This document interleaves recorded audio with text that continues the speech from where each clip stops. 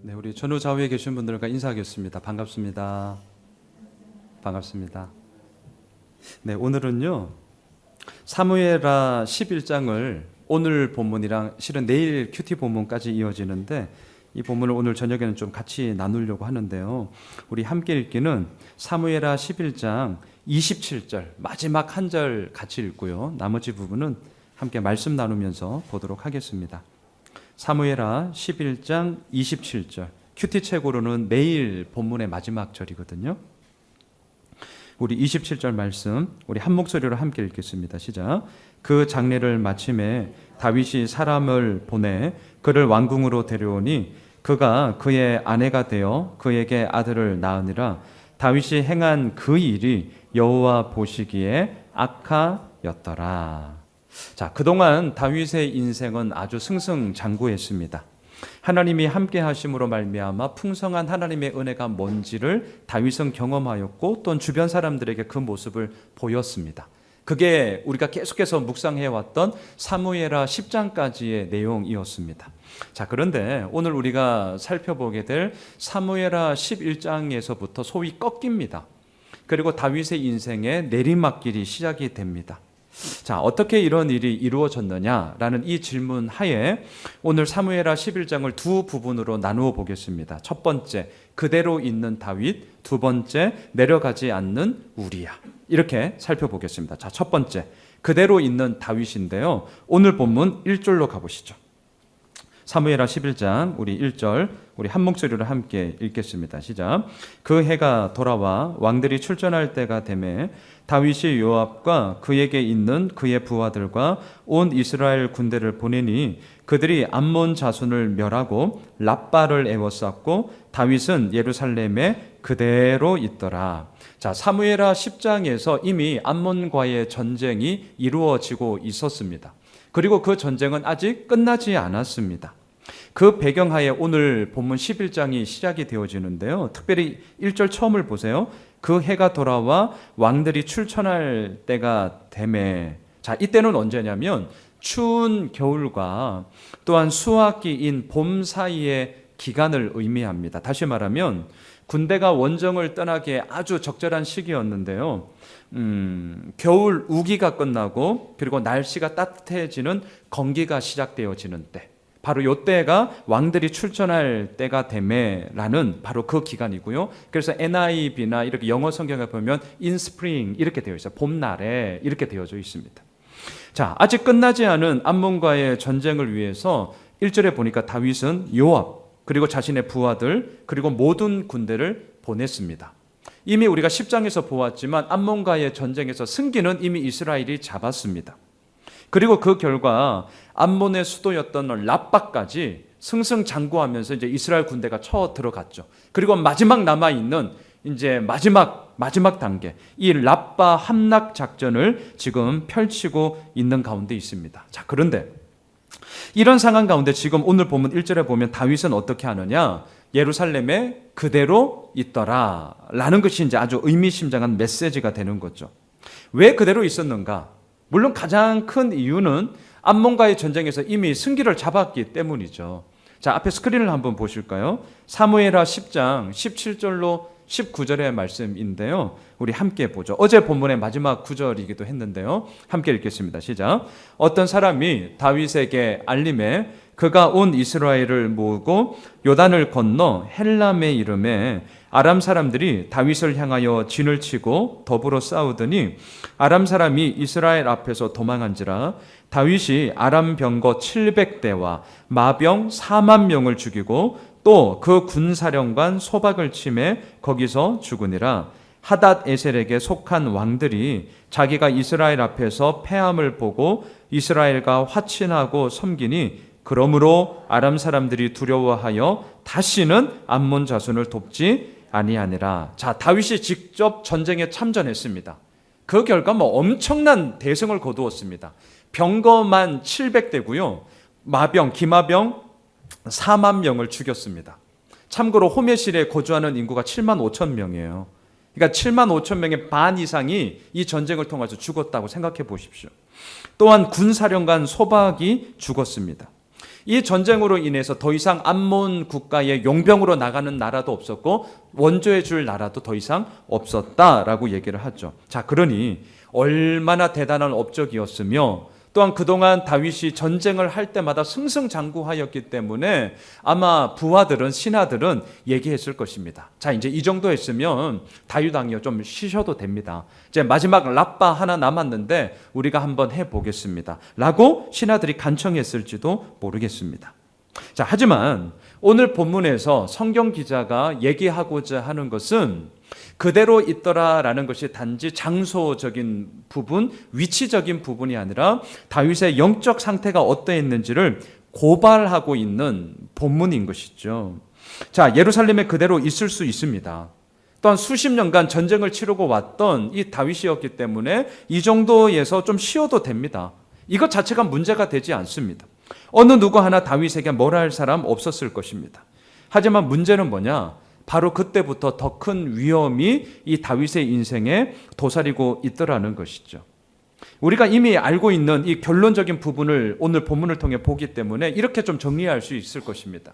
다윗 왕에게는 사울 왕의 핍박보다 정욕의 유혹이 훨씬 더 위험했습니다. 자, 사울 왕의 핍박을 받을 때는 힘들고 어렵고 도망 다니고 내일이 없는 인생이었기 때문에 하나님께 완전히 하나님만을 붙잡고 나아갔죠. 하지만 핍박이 끝나고 통일 이스라엘의 왕이 되고 승승장구하게 되자 그동안 감추어져 있었던 다윗의 가장 치명적인 약점이 고스란히 드러나고 있었습니다. 예전에 이것이 없었냐? 아니요, 있었습니다. 다만 드러나지 않았을 뿐입니다. 예루살렘의 모든 왕이 되어지고 예루살렘에 그대로 있음으로 말미암아 다윗의 이 연약함들이 이제 나타나게 되는데요. 이것은 단지 그대로 있었더라. 이것은 단지 장소의 의미가 아니라 하나님과의 관계에서도 더 이상 진전이 없는 그대로였음을 우리들에게 고발하고 있는 거죠. 자, 2절로 가보시죠. 2절 함께 읽겠습니다. 시작. 저녁 때에 다윗이 그의 침상에서 일어나 왕궁 옥상에서 거닐다가 그곳에서 보니 한 여인이 목욕을 하는데 심히 아름다워 보이는지라. 중동 지역은 워낙 더운 곳이어서 오후에 한낮의 태양빛에는 활동하기가 어렵습니다. 그래서 관례적으로 낮잠을 자는 습관이 있다는 것 우리가 알고 있죠. 하지만 오늘 2절을 보십시오. 아무리 낮잠을 자는 관례가 있다 할지라도 지금 다윗이 언제 일어났습니까? 저녁 때에. 이건 낮잠 수준이 아니죠. 저녁 때까지 자고 일어났다. 이것은 다윗이 얼마나 안일하고 해이해져 있고 나태함에 빠져 있었는가라는 것을 우리들에게 보여줍니다. 여러분 생각해 보십시오. 아직 전쟁이 끝난 것 아닙니다. 지금 요압 장군을 중심으로 자신들의 부하와 이스라엘의 모든 군대는 라빠를 에워싸고 목숨을 내걸고 마지막 전쟁을 치르고 있는 그때입니다. 그런데 왕은 왕궁에서 이건 낮잠 수준을 뛰어넘어서 얼마나 이 무료한 시간을 어찌할지를 몰라서 방황하고 나태하고 안일함 가운데 해이함 가운데 빠져있는 이 다윗의 무능함과 다윗의 어리석음을 오늘 이 2절에서 고발하고 있는 거죠. 자, 해가 뉘우치는 저녁이 되었습니다. 이 무료한 시간을 어찌할 바를 몰라서 왕궁 옥상에서 이리저리 배회했습니다. 다윗의 왕궁은요, 시온산 고지대에 있었습니다. 그렇기 때문에 다른 이 왕궁에서 아래로 보면 지대도 높았을 뿐만 아니라 왕궁이기 때문에 다른 어느 집보다는 훨씬 더 커지 않았겠습니까? 그러니 주변의 집들이 이렇게 내려다보면 다 보이는 위치가 된 거죠. 자, 바로 그때 2절에 보면 눈에 보이는 게 뭐죠? 한 여인이 목욕을 하는데 심히 아름다워 보였다라는 거죠. 자, 이 구절을 잘 보시면 아름다워 보였다라는 것은 누구의 눈이에요? 다윗의 눈이죠. 다윗의 눈. 그러니까 어떻게 보면 다른 사람들이 보기에는 아름다운지 안 아름다운지 사실 잘 몰라요. 그러니까 이 다윗의 눈에는 하여튼 그렇게 보였다라는 거죠. 자, 지금 다윗 왕은 전쟁 중임에도 불구하고 왕궁에서 낮잠을 잘 정도로 무료했습니다. 안일했습니다. 나태했습니다. 할 일 없이 왕궁 옥상에서 이리저리 배회할 정도였습니다. 근데 나태한 다윗에게 다음으로 공격해 오는 것이 뭐냐? 육체의 정욕이었다는 거죠. 자, 3절을 보실까요? 같이 읽겠습니다. 시작. 다윗이 사람을 보내 그 여인을 알아보게 하였더니 그가 아뢰되 그는 엘리암의 딸이요 햇사람 우리아의 아내 밧세바가 아니니까 하니. 자, 마음에 끓어오르는 이 정욕을 어찌할 바를 몰랐던 거죠. 그래서 사람을 보내 그 여인이 누구인지 알아봅니다. 그랬더니 유부녀였어요. 엘리암의 딸이었고 우리아의 아내다라는 것을 알게 되었습니다. 자, 밧세바라는 뜻이 뭐냐면 바트라는 말이 딸이라는 말이고요. 쉐바라는 말이 맹세라는 말입니다. 그러니까 맹세의 딸, 이게 밧세바라는 말의 의미입니다. 자, 그런데 아무리 결혼 서약을 하면서 맹세를 분명히 했을 텐데 그 맹세는 오늘 이제 뒷부분에 보면 알겠지만 그 이름의 뜻과는 완전히 반대로 밧세바 역시 맹세의 딸이었음에도 불구하고 그 맹세는 온데간데 없고 다윗과의 간음죄를 짓게 되는 연약함을 보게 되는 것이죠. 자, 밧세바의 아버지가 엘리암이라고 오늘 3절에서 얘기하는데요. 이 엘리암의 아버지는 누구냐면 아히도벨이라는 사람이었습니다. 아히도벨. 자, 그러니까 밧세바는 아히도벨의 손녀인데 아히도벨은 누구냐면 다윗의 측근이자 소위 모사, 카운셀러라고 그러죠. 지략가였습니다. 자, 그렇다면 다윗은요, 자신의 측근이자 지략가, 참모로 있던 아히도벨의 손녀, 그리고 이미 결혼한 여자 밧세바와 지금 간음죄를 지었다는 거죠. 이것은 다윗이 지금 얼마나 형편없는 영적인 나태함과 안일함에 빠졌고 정욕의 욕망에 무너져 있었는지를 우리들에게 보여주고 있습니다. 자, 참고로 나중에 다윗의 아들 압살롬이 쿠데타를 일으킵니다. 자, 그럴 때 다윗을 배신하고요, 압살롬에 붙어서 지략가로 활동했던 사람이 누구냐면 밧세바의 할아버지였던 아히도벨이라는 사람이에요. 아히도벨. 그래서 성경에서 정확한 이유는 알 수 없지만 그럼에도 불구하고 우리가 좀 상상해 보건대 어쩌면 지금 오늘 이 본문에 나왔던 자신의 손녀 밧세바를 범하고 더군다나 이 손녀 사위잖아요. 우리아가 손녀 사위. 이 우리아를 무참히 죽였던 다윗에 대한 반감이 이 사건 이후로 이 아히도벨에게 아마 강력한 하나의 좀 역동으로 작용했을지도 모르겠습니다. 그래서 쿠데타가 딱 일어났을 때 다윗을 배신하고 압살롬에 딱 붙었던 사람이 아히도벨이에요. 자, 이건 참고고요. 자, 어쨌든 다윗은 목욕하던 여인이 밧세바라는 사실을 알았습니다. 자, 그러자 어떻게 하느냐? 4절을 보시죠. 4절 함께 읽겠습니다. 시작.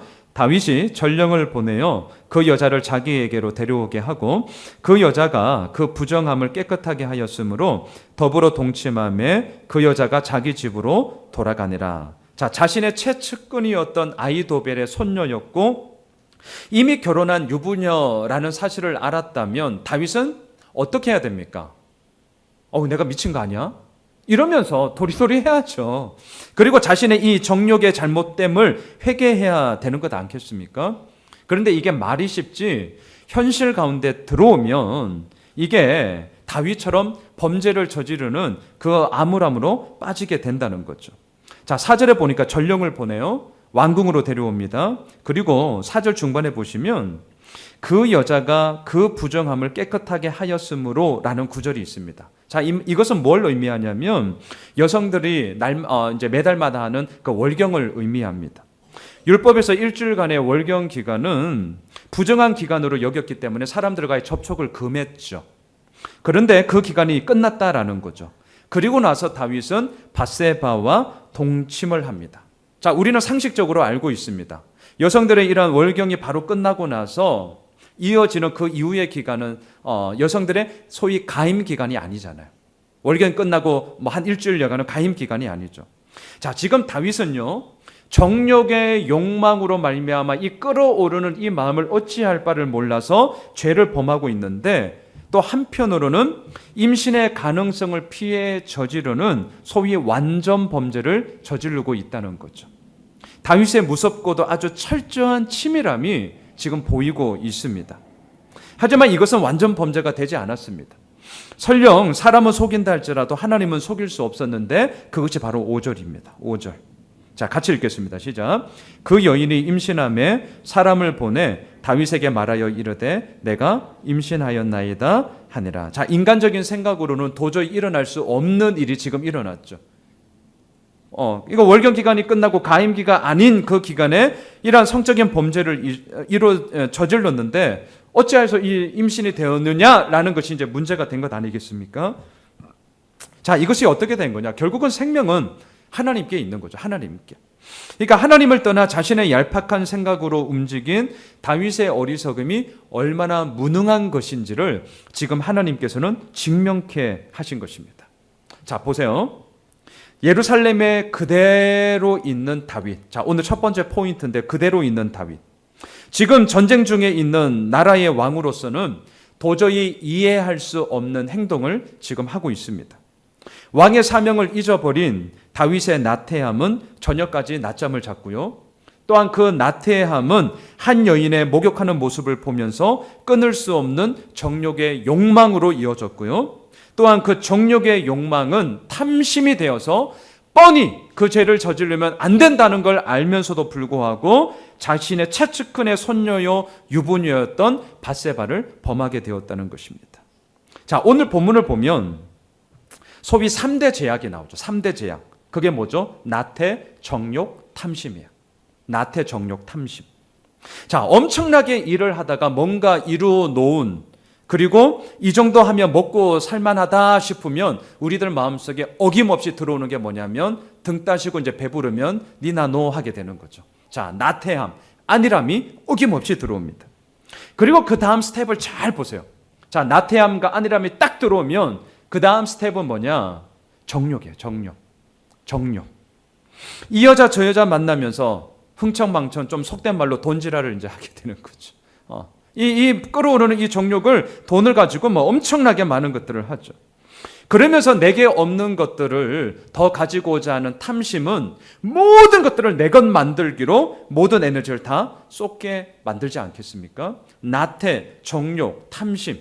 이게 특별히 형제들 가운데는 이런 부분들에 있어서의 그런 죄악된 모습들이 엄청나게 많이 작동을 합니다. 자매님들의 3대 제약이 있어요. 이거는 제 말은 아니고 우리들 교회 김양재 목사님이 하시는 말씀인데 그 표현을 제가 빌리자면 뭐냐면 교만, 시기, 질투예요. 한번 잘 우리 자매님들 형제들의 3대 제약이 뭐냐면 나태, 정욕, 탐심이라고 한다면 자매님들의 3대 제약은 교만, 시기, 질투예요. 형제들은 되게 육체적인 부분이죠. 나태, 정욕, 탐심. 이게 좀 육체적인 것과 긴밀하게 들어간다면 자매님들은 정신적인 부분이에요. 정신적인 부분. 제가 참고로 제가 팀 켈러 목사님의 그 복음적 교회 개척 세미나를 2년 동안 하면서 저희들은 그 훈련을 받지 않았지만 이게 이제 미국에서는 더 엄밀하게 그 훈련들이 진행되어지는데 이 부부가 같이 그 훈련에 들어가요. 부부가. 그리고 저는 이거는 강사님한테 들었던 얘기예요. 그 부부가 들어가면서 이제 따로따로 상담을 하는데 성적인 부분에 대한 상담을 받아요. 그러면 이제 뭐 남성들은 뭐 야한 동영상이나 뭐 은밀하게 지었던 죄나 이런 부분들에 대한 부분이라면 자매님들의 죄는 성적인 부분이 있어서 크게 고백되어지는 게 뭔 줄 아세요? 자매님들은 직접적인 이런 성적인 그런 관계들 접촉도 물론 그런 부분도 있지만 되게 이렇게 은밀하게 나오는 게 뭐냐면 내 마음속에 감정적으로 느끼는 거예요. 감정.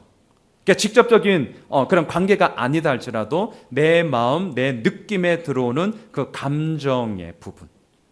그 부분들을 엄청나게 많이 얘기를 한다고 하더라고요. 자매님들은 정신적인 부분이에요. 그래서 이런 거 있잖아요. 나보다 예쁘다. 아니면 학교 다닐 때 찌질하더니 남편 잘 만나가지고 잘 나간다. 불타오르는 시기, 질투. 뭐 이건 뭐 형제들에게도 그런 부분들이 있지만 아니면 또 나보다 조금 더 잘하는 사람들을 보면 그런 시기, 질투. 아니면 또 반대로 내가 조금 더 잘하게 되면 교만함으로 상대방을 짓누르게 하고자 하는 그런 마음들. 자, 여러분, 이러한 것들이 우리들의 연약함이고 이러한 것들이 우리를 삶 속에서 계속 움직이게 되어지는 죄악된 모습인데요. 다윗은 지금 그러한 나태와 정욕과 탐심의 부분에 있어서 그렇게 모든 자신의 삶을 이끌어 나아가고 있습니다. 자, 그러면서 어떻게 하느냐? 이 6절로 8절로 이제 넘어가 볼까요? 이러한 범죄함 속에서 이 다윗의 행보를 한번 잘 보십시오. 우리 6절, 7절, 8절을 함께 읽겠습니다. 시작. 다윗이 요압에게 기별하여 햇사람 우리야를 내게 보내라 하매 요압이 우리야를 다윗에게로 보내니 우리야가 다윗에게 이르매 다윗이 요압의 안부와 군사의 안부와 싸움이 어떠했는지를 묻고 그가 또 우리야에게 이르되 내 집으로 내려가서 발을 씻으라 하니 우리야가 왕궁에서 나가매 왕의 음식물이 뒤따라 가니라. 자, 왜 이렇게 하는 것이죠? 밧세바의 임신이 본인 때문이 아니라 우리야와의 동침으로 인해 이루어졌다라는 알리바이를 만들기 위해서였습니다. 하지만 뜻대로 되지 않습니다. 자, 그러자 어떻게 하느냐? 15절로 넘어가 봅시다. 15절. 뜻대로 되지 않으니까 어떻게 하는지 보세요. 자, 15절입니다. 우리 같이 읽겠습니다. 시작. 그 편지에 써서 이르기를 너희가 우리야를 맹렬한 싸움에 앞세워 두고 너희는 뒤로 물러가서 그로 맞아 죽게 하라 하였더라. 자, 인간이 이렇게 할 수 있다는 거예요. 하나님과의 관계가 완전히 깨어져 버린 다윗은 하나님이 주신 권세와 지식을 하나님의 영광이 아닌 자신의 욕심을 채우는 도구로, 심지어는 자신의 죄를 덮는 수단으로 사용해 버리고 맙니다. 그러자 어떻게 되느냐? 우리가 맨 처음 읽었지만 27절 마지막을 보세요. 27절 마지막. 하나님께서 다윗에게 이렇게 평가하시죠. 27절 마지막을 보세요. 다윗이 행한 그 일이 어떻습니까? 여호와 보시기에 악하였더라. 창세기 1장과 너무나 대조되죠. 하나님이 일시되 빛이 있으라 하시니 빛이 있었고 하나님이 빛이 하나님이 보시기에 좋았더라. 보시기에 좋았더라. 보시기에 좋았더라. 하나님이 지으신 그 모든 것을 보시니 보시기에 심히 좋았더라. 이게 창세기 1장에서 창조 질서 가운데 이루어졌던 하나님의 평가 아니겠습니까? 하나님이 보시기에 좋은 것은 뭐죠? 하나님이 세우신 창조 질서에 순종하는 거죠. 그게 보시기에 좋은 것이죠. 하나님의 영적 질서에 온전히 따르는 것이죠. 그게 하나님이 보시기에 좋은 것입니다. 자, 그런데 다윗은 핍박 가운데서도 그동안 그 질서를 따랐습니다. 하지만 왕이 되고 난 이후에, 힘이 생기고 난 이후에 다윗은 안타깝게도 하나님이 보시기에 좋았더라라는 인생에서 이제는 하나님의 마음에 합한 자의 인생이 아니라 바뀌기 시작했는데 그게 뭐예요? 하나님이 보시기에 악하였더라.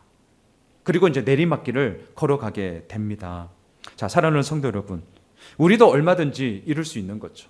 내 마음속에 나태와 정욕과 탐심과 또한 교만과 시기와 질투, 이러한 것들이 끊임없이 우리들 삶 속에 있는데 이걸 날마다 하나님 앞에 우리가 내어놓지 않으면 우리도 한순간 넘어질 수 있다는 거죠. 그대로 있음은 단지 그대로 있음이 아니라 태보고 내리막길의 시작이라는 것을 보게 되어지는 것입니다. 자, 한편 오늘 두 번째 좀 보고자 하는 것은 내려가지 않는 우리야입니다. 자, 우리야. 여호와는 나의 빛이시다 라는 뜻입니다. 다윗과는 오늘 본문에 보면 너무나도 대조적인데요. 이렇게 충직한 신하, 이렇게 자신의 목숨을 내걸고 싸우는 군인이 어디 있는가라고 생각이 들 정도입니다. 그래서 사무엘하 23장을 보시면 소위 다윗의 37용사 이름들이 쭉 나와요. 이게 이제 나중에 우리가 보겠지만 사무엘하 23장에 보면 다윗의 37용사 이름이 쫙 나오는데 그 용사의 리스트 가운데 가장 마지막이 누구냐면 햇사람 우리야가 마지막으로 나올 정도입니다. 자, 지금 다윗은 자신의 범죄를 덮기 위해서 전쟁터에 있던 우리야를 불러들입니다. 그리고는 전쟁의 상황이 어떠한지를 묻고는 있지만 사실 속내는 따로 있는 거죠. 자신의 범죄함을 지금 덮고자 하는 알리바이를 만들기 위한 것 아니겠습니까? 그래서 8절을 우리 다시 한번 보시죠. 8절 우리 다시 한번 읽어볼까요? 시작. 그가 또 우리야에게 이르되 내 집으로 내려가서 발을 씻으라 하니 우리야가 왕궁에서 나가매 왕의 음식물이 뒤따라 가니라. 자, 집으로 내려가서 발을 씻으라. 이것은 부부 관계에 대한 완곡한 표현입니다. 전쟁터에서의 고단함을 씻고 집에 가서 편히 쉬면서 아내와 부부 관계를 맺어라 라는 말입니다. 자, 그러면서 먹을 음식까지 다 대줍니다. 이제 마음껏 쉬어라는 거죠. 하지만 우리야는 지금 이런 상황이 되게 의아했습니다. 왜? 왕이 부른다니까 뭐 급한 일, 뭐 특별한 일이 있나 싶어서 왔더니 별일이 없는 거예요. 뭐 전쟁에 대한 상황 물으니까 그냥 대답한 것 뿐이었습니다. 그런데 이게 웬일입니까? 집에 가서 편히 쉬라면서 음식까지 막 다 대주는 거예요. 이거 왜 이러는 거지? 어쩌면 의아했을 것입니다. 하지만 이 우리아는요, 내려가지 않죠. 왜? 자신의 동료들은 지금 전쟁터에서 목숨을 걸면서 싸우고 있는데 나는 그렇게 할 수 없다는 겁니다. 자, 9절을 보시죠. 9절 함께 읽겠습니다. 시작. 그러나 우리아는 집으로 내려가지 아니하고 왕궁 문에서 그의 주의 모든 부하들과 더불어 잔지라. 자, 왕의 명령을 엄밀히 말하면 이제 어긴 거죠. 자신에게 주어진 특권임에도 불구하고 우리아는 사용하지 않았습니다. 그러니까 이 대조예요. 왕의 특권을 가지고 함부로 사용하고 있는 다윗, 왕의 명령임에도 불구하고 불순종할 만큼, 사실 엄밀하게 말하면 불순종이죠. 하지만 자신에게 주어진 특권을 사용하지 않는 우리아. 이게 지금 오늘 본문에서 대조적으로 나타나고 있습니다. 물론 당시 군인들은 관례에 의하면 전쟁 중에는 여자들을 가까이 하지 않았습니다. 여러분 앞에 스크린을 한번 보시죠. 신명기 23장 9절에서부터 11절까지 이미 이 내용이 나와 있는데요. 우리 함께 읽어볼까요? 시작. 내가 적군을 치러 출전할 때에 모든 악한 일을 스스로 삼갈지니 너희 중에 누가 밤에 몽설함으로 부정하거든 진영 밖으로 나가고 진영 안에 들어오지 아니하다가 해질 때에 목욕하고 해진 후에 진에 들어올 것이요. 이게 군인들이 지키던 관례였습니다. 그리고 더 나아가서는 전쟁 중에서는 여성들을 가까이 하지 않았습니다. 하지만 오늘 본문에 보면 집에 가지 않았던 더 큰 이유는 뭐냐? 하나님에 대한 신앙, 그리고 전쟁터에서 고생하고 있는 동료들과의 전우애 때문이었음을 알게 됩니다. 자, 11절로 넘어가 보십시오. 11절 함께 읽을까요? 시작. 우리아가 다윗에게 아뢰되 언약궤와 이스라엘과 유다가 야영 중에 있고 내 주 요압과 내 왕의 부하들이 바깥들에 진치고 있거늘 내가 어찌 내 집으로 가서 먹고 마시고 내 처와 같이 자리이까? 내가 이 일을 행하지 아니하기로 왕의 살아계심과 왕의 혼의 살아계심을 두고 맹세하나이다 하니라. 암몬의 수도 라빠 함락 작전은 너무나도 중요한 전쟁이었습니다. 그래서 오늘 11절에 보시면 언약궤도 같이 갑니다. 언약궤가 갔다는 것은 하나님의 임재의 상징이고요. 그리고 이 전쟁은 거룩한 소위 성전, 거룩한 하나님의 전쟁이라는 상징적인 의미를 지니고 있던 그만큼 아주 중요한 전쟁이었습니다.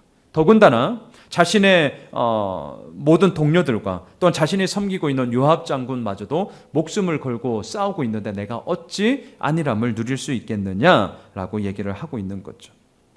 자, 이 우리아는 끝까지 자신의 자리가 어디에 있는지, 자신의 위치, 자신의 본분, 자신의 사명이 어디에 있는지를 너무나도 분명하게 알고 있었던 자입니다.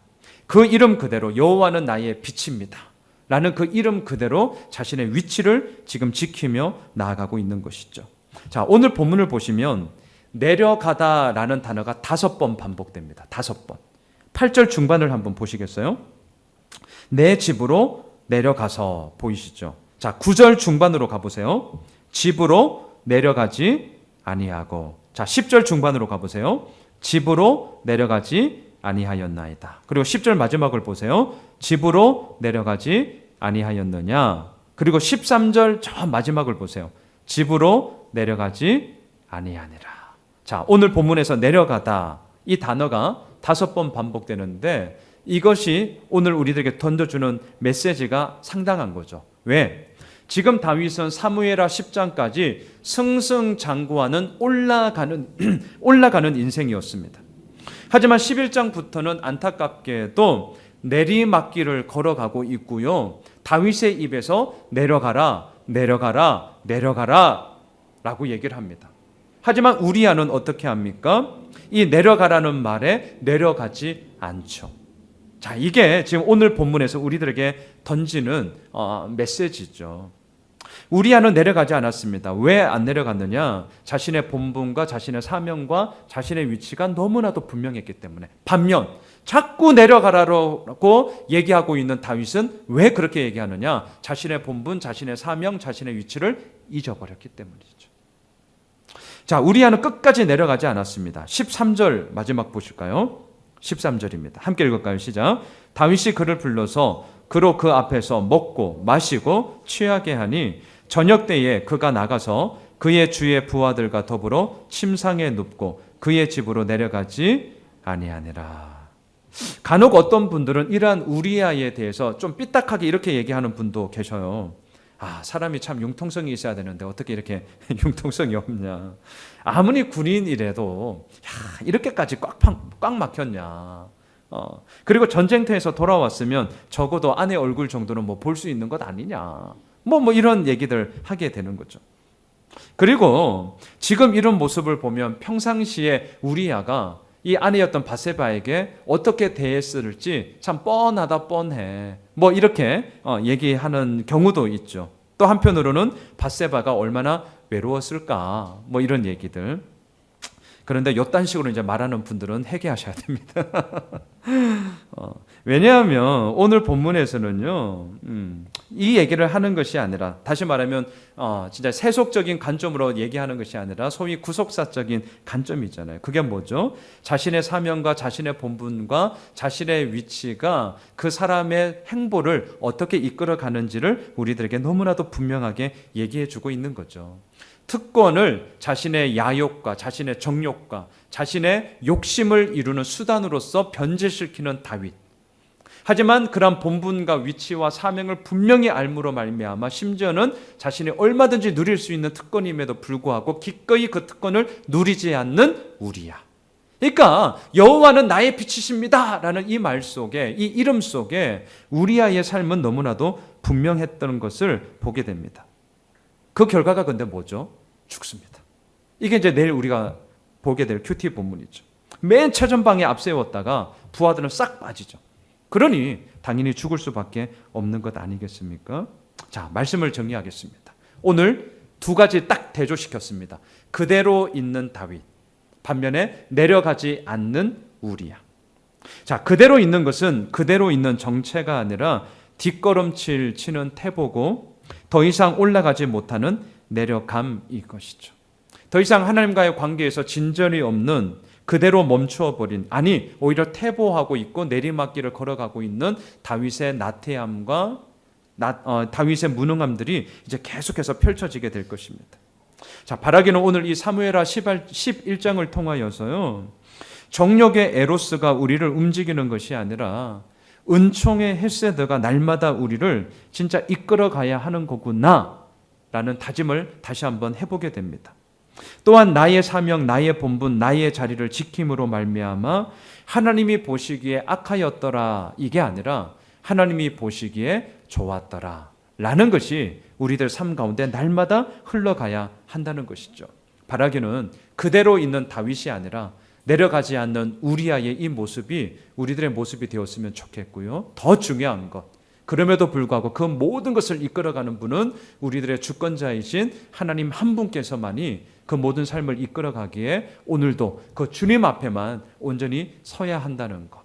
바라기는 우리들의 삶의 자리가 바로 하나님 앞에 서 있는 자리가 되길 원하고, 그리함으로 하나님이 보시기에 좋았더라 라는 그런 귀한 삶의 결과를 맺게 되어지는 우리 모두가 되시길 주님의 이름으로 축원합니다.